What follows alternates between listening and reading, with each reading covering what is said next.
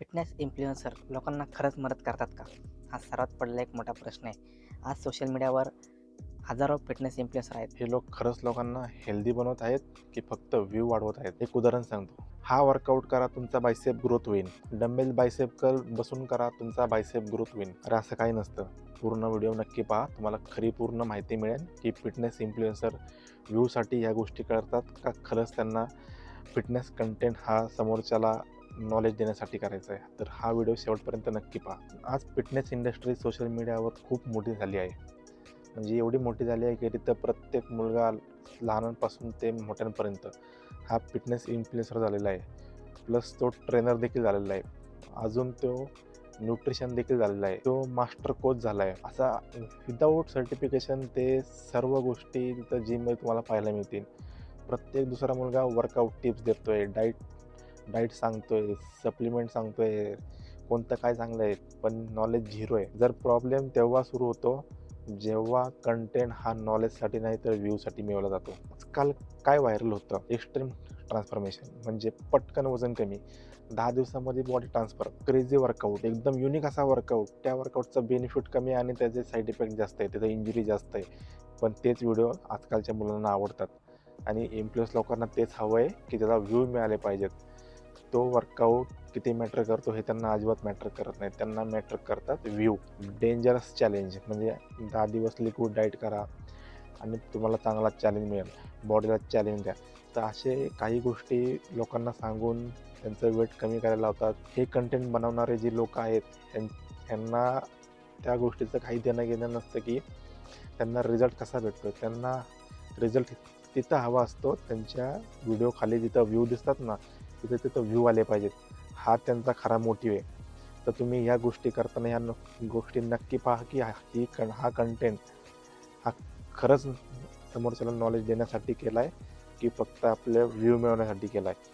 ही गोष्ट नक्की पहा. आणि प्रॉब्लेम तिथं सुरू झाला आहे की जिथं खरंच फिटनेस कंटेंट हा एकदम नॉलेज समोरच्याला देण्यासाठी केला जातो, तोच कंटेंट आजकालच्या जनरेशनला तो बोरिंग लागतो. कारण त्यांना त्या गोष्टी नको असतात. त्यांना इन्स्टंट गोष्टी हव्या असतात. Instant body, instant supplement, muscle growth, best tablet in muscle growth. अशी कोणती गोळी आहे की जिने माझा मसल ग्रोथ पटकन होईल आणि माझी बॉडी समोरच्याला अट्रॅक्ट करेल, ती पण खूप कमी दिवसात. आणि सोशल मीडियावर ही पोरं जास्त सर्च करतात, जे पाहतात, ज्यांना स्वतःवर जास्त कॉन्फिडन्स नसतो, पण रीलवर, सोशल मीडियावर अशा काही रील पाहून त्यांना असं वाटतं की अरे, सोशल मीडियावरची बॉडी पाहून मी स्वतः अजून वीक आहे, मला खूप अजून गोष्टी प्रगती करायची आहे. मग सुरू होतं त्याची कंपॅरिझन लाईफ. म्हणजे तो कंपॅरिझन करायला लागतो. वर्कआउट कमी आणि कंपॅरिझन, प्रत्येक गोष्टीत कंपॅरिझन करायला सुरुवात करतो.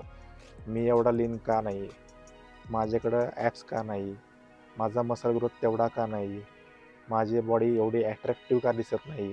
हळूहळू तो कंपॅरिझन करायला लागतो आणि त्याचा सर्वात मोठा लॉस होतो.